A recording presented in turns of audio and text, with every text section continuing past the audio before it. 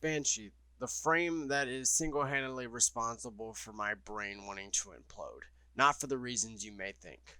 She's normally known for being the best at one-shotting liches and sisters because of her fantastic ability being sonar and its damage multiplier.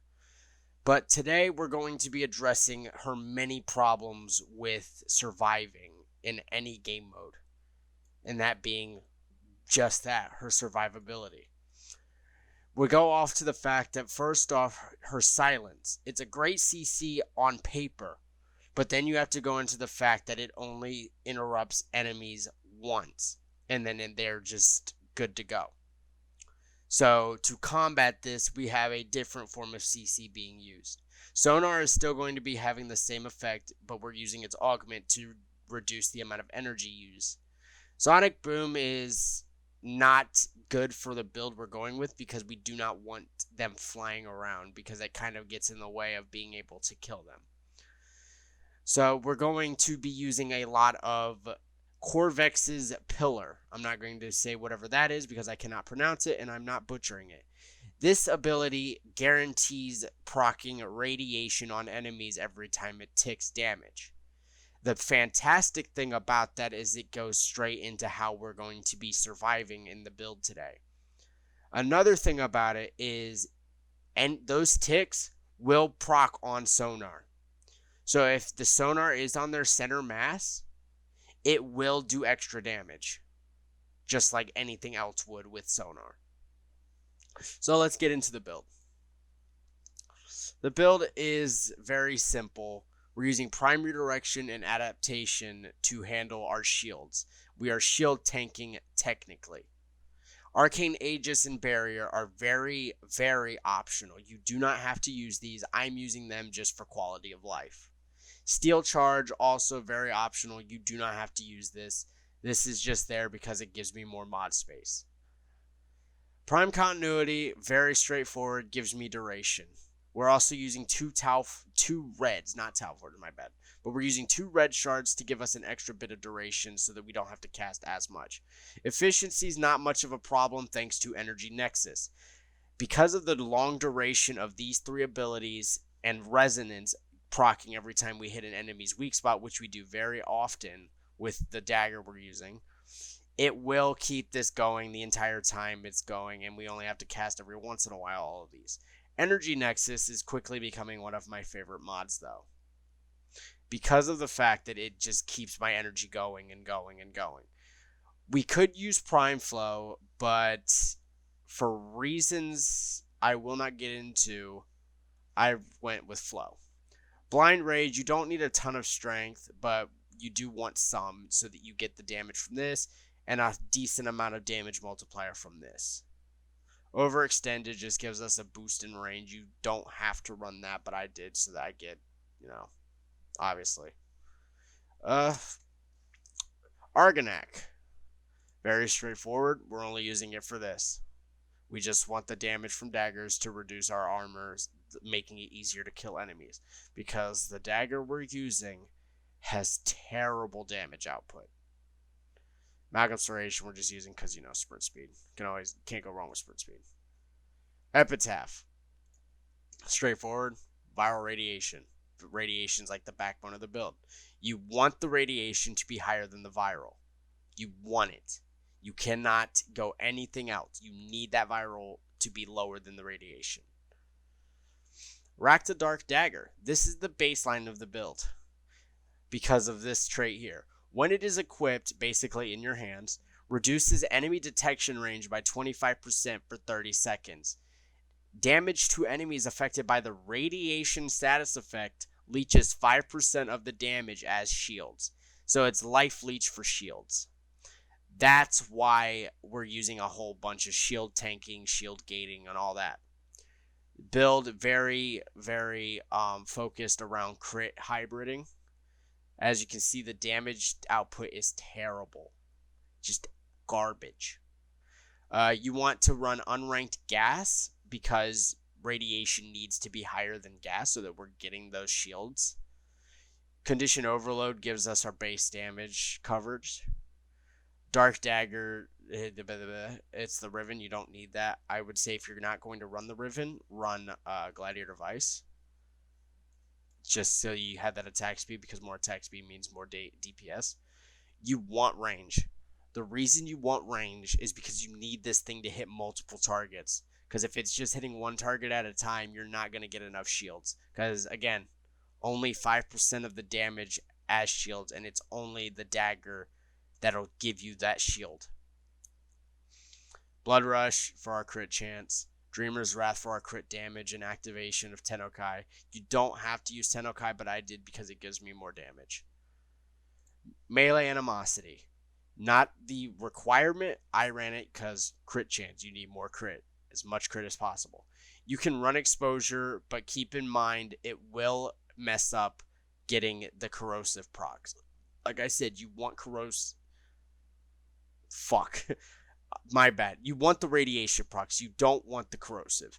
That's why I'm not running it. You can if you really need to, but Metal Augur Argonac will handle stripping their armor, so it's not needed. Melee Influence is also a decent option if you need your KPM to be higher. The only problem is I'm not running electricity on my dagger, so it's not a requirement for me. Sorry for the slip up there. Nautilus, using him for grouping. Not required, very, very recommended.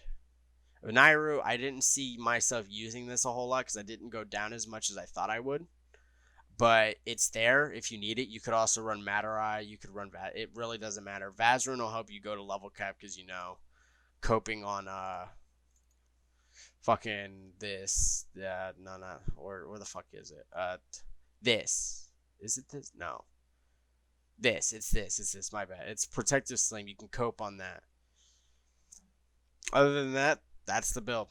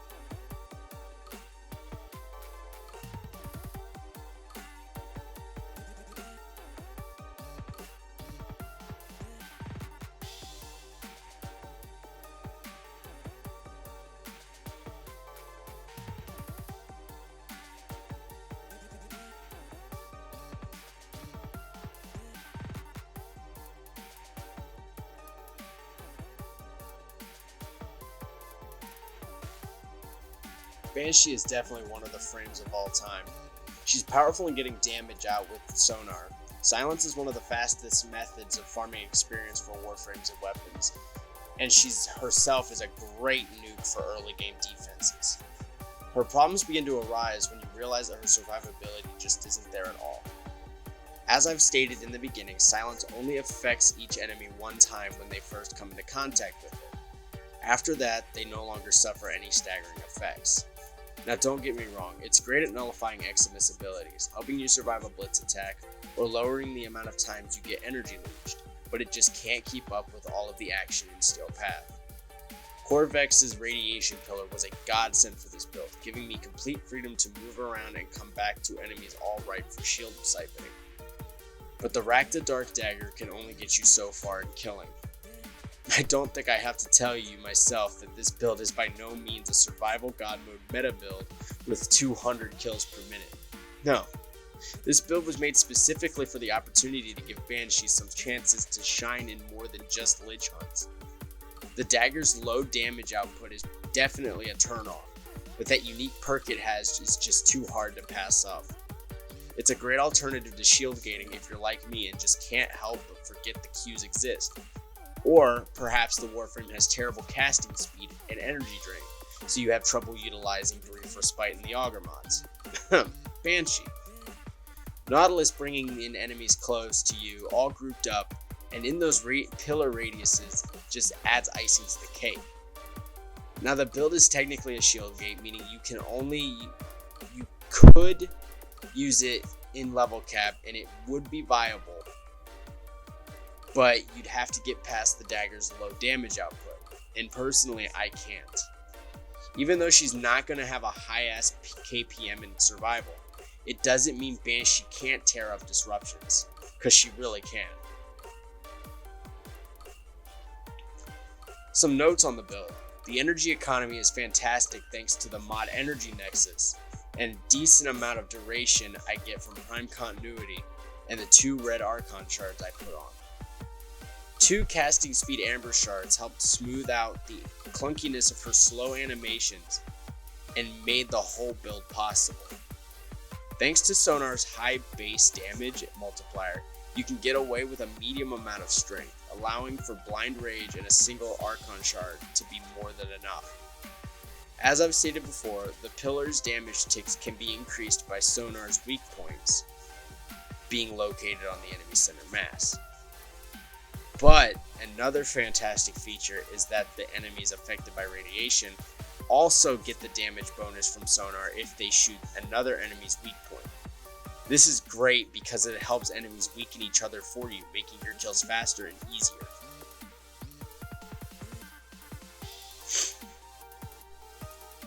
Some alternatives I would recommend are very simple.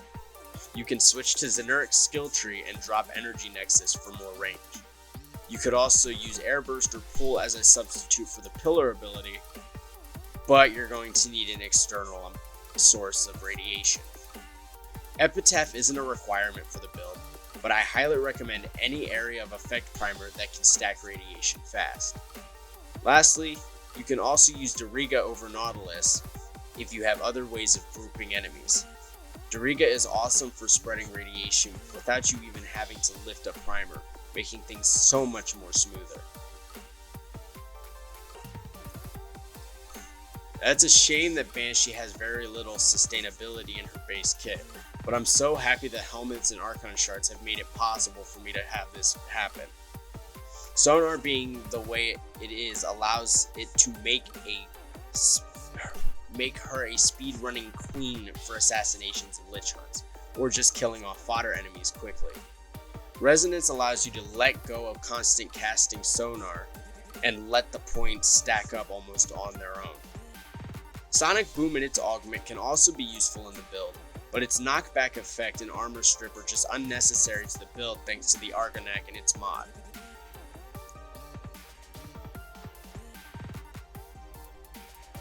Anyways, that's the build. Thank you all so much for watching. Your support the last 2 videos have been awesome, and I'm so glad to be able to start my YouTube journey with you all. As usual, let me know how I can improve the videos further for everyone, and feel free to like or subscribe. It's never a requirement, but always greatly appreciated. Without further ado, I bid you farewell till next time, and enjoy the rest of the showcase.